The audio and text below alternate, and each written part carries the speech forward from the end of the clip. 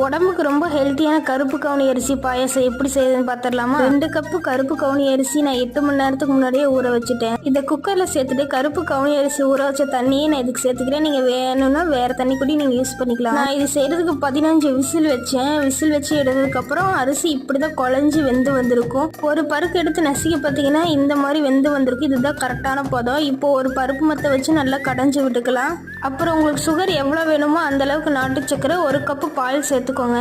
ஒரு 2 ஏலக்காய் வாசனைக்காக இடித்து சேர்த்துக்கிறேன். இன்னொரு கடாயில் 2 ஸ்பூன் நெய் விட்டு முந்திரி, திராட்சை இதெல்லாம் நல்லா பொன்னிறமாக வறுத்து எடுத்துக்கலாம். என் வீடியோ இப்போ தான் ஃபஸ்ட் டைம் பார்க்குறவங்க மறக்காமல் லைக் அண்ட் சப்ஸ்கிரைப் பண்ணி வச்சுக்கோங்க. நம்ம வறுத்து வச்சு அந்த முந்திரி திராட்சையும் இதில் சேர்த்து நல்லா கலந்து விட்டுக்கலாம். அவ்வளோதான், ரொம்ப ஈஸியான ஹெல்த்தியான கருப்பு கவுனி அரிசி பாயசம் ரெடி. மறக்காமல் நீங்களும் ட்ரை பண்ணி பாருங்கள். இது சூடாக குடித்தாலும் நல்லா தான் இருக்கும். இல்லை ஃப்ரிட்ஜில் வச்சு நீங்கள் ஒரு 2 மணி நேரம் கழிச்சு எடுத்து குடிச்சு பார்த்தீங்கன்னா இது சூப்பராக இருக்கும்.